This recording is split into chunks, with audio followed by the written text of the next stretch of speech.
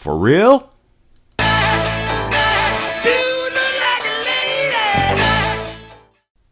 What up, y'all? It's your boy True from the 702. Wishing you a happy Independence Day. Want everybody out there to be safe. I know it's been a while since I made a video. I had a friend reach out to me on Facebook, and then I didn't respond, and he called me. Want to make sure everything was okay with me, and I really appreciate that. But we're going to jump right into this. I want to talk about this beautiful guy, and he won Miss Nevada. Bring it on in here. Let's take a look here. And new tonight, history made at the pageant. Thanks so much for joining us tonight. I'm Trisha Keene. And I'm Ty Quinones. Now, for the first time ever, a transgender woman has been crowned Miss Nevada USA.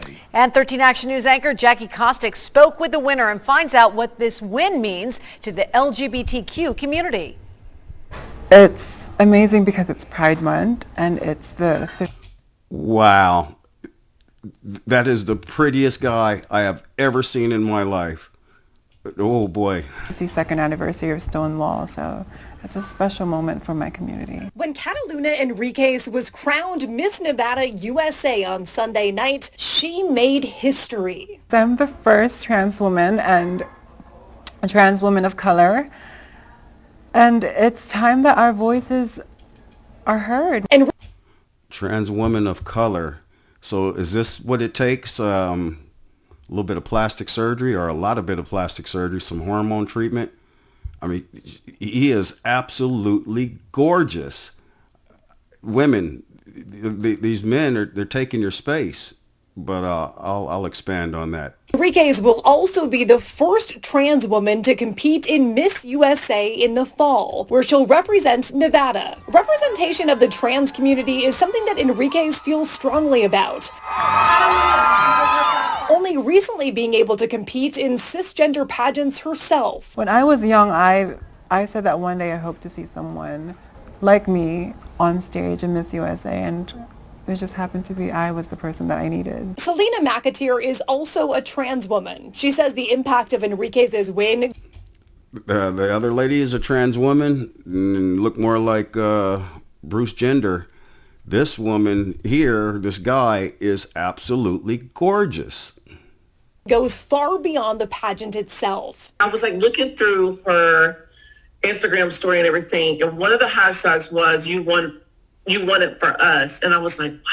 Like, I wonder if she really knows. McAteer says Enriquez could have saved a life last night. There could have been like a young trans woman out there that was like down, and maybe she had never seen nobody that looked like her. And then like last night she might have watched the pageant or even seen it on Instagram or wherever.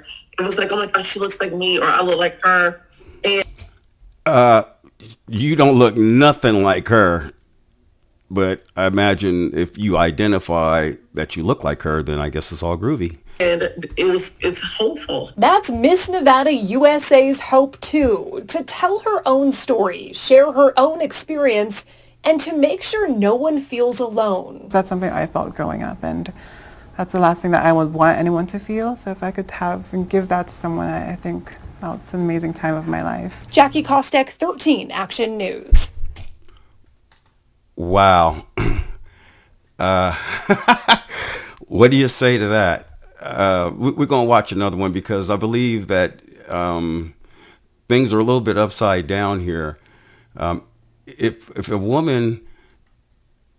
guy can do this and look like a woman, he just took the opportunity away from another woman. But let's look at this other one here. History has okay, been so we're made going to check well, this one out here. Laurel Hubbard has become the first transgender athlete to qualify for an Olympic Games. Transgender athletes have been allowed to compete at the Games since 2015, but up to this point, nobody has qualified. Hubbard competed in men's weightlifting competitions before transitioning in 2013. Did you hear that? And she's set to compete in the... Lifted in men's weightlifting, and you can identify as a woman. You tell me what woman is going to outbeat this guy, this biological man.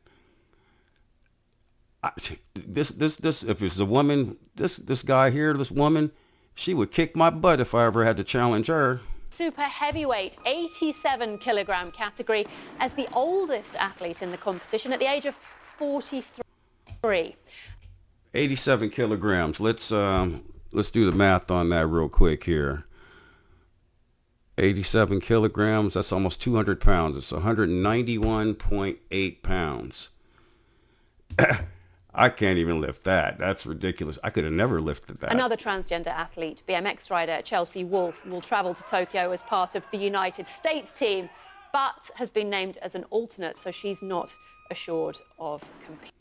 That Chelsea Wolfe that they just mentioned, this young lady wants to get out there, win, and burn an American flag during the acceptance. If you feel that way about America, why are you going to Tokyo to represent America? I don't get it. Competing. All right, that one's enough. And I'll put the links to all of these in the description box. We're going to look at another one from Good Morning America. Aired back in 2018, and people weren't too happy about that. You got a couple of young transgenders, women, and they are just smoking the biological women and taking opportunities from them. Now to a GMA exclusive, 2 transgender high school runners, well, they're kicking up dust in Connecticut, taking the top spots at the state girls championship, leaving parents wondering if they have an unfair advantage. Lindsay Davis. Absolutely, they have an unfair advantage. We have different bone structure, different muscle mass, the testosterone. I'm not a doctor, but we have an advantage. Is here, and you sat down with the track stars to talk all about this. That's right, Michael. We're talking about a subject that's so sensitive that Andrea and Terry, who you're about to meet, felt when it was time to tell their parents that they're transgender, they each revealed it by text, and now they have gone public with it, and they're facing opposition from people who say even though you may feel like a girl, you need to compete against the boys. Absolutely. You need to compete with the boys. Terry Miller and Andrea Yearwood dominating the competition at the Girls Track and Field Championships in Connecticut earlier this month, coming in first and second place respectively. And while it was a state race, their wins are making national headlines, not because of what they did, but because of who they are. 2 transgender girls. 2 biological boys. When was the first time that either of you found any kind of opposition to you participating on the girls' team? I was expecting it, so every day I'll go home, search up Track and Field High School, Terry Miller. Because you wanted to know what people were saying? Yeah. Some of those comments were harsh. Critics complaining that Andrea and Terry both have an unfair advantage since they were born boys. At what point do you Exactly. decide, actually, it's more appropriate for me to be on the girls' team and competing with other girls? I decided that the summer before 9th grade. They've both started hormone therapy and say that for the most part they've been welcomed by friends, family, coaches, and administrators with open arms. But all right, for the most part they've been welcomed. I mean, anyway, I want to know what you ladies think about this. I mean, because that's, you got competition there. And then for the men, I don't know about the rest of you, but like I said, I think I'm totally off the market as far as dating. I mean, if I were to meet that person who is absolutely gorgeous, and then I come to find out you were a biological male at birth, I'd be really, really upset.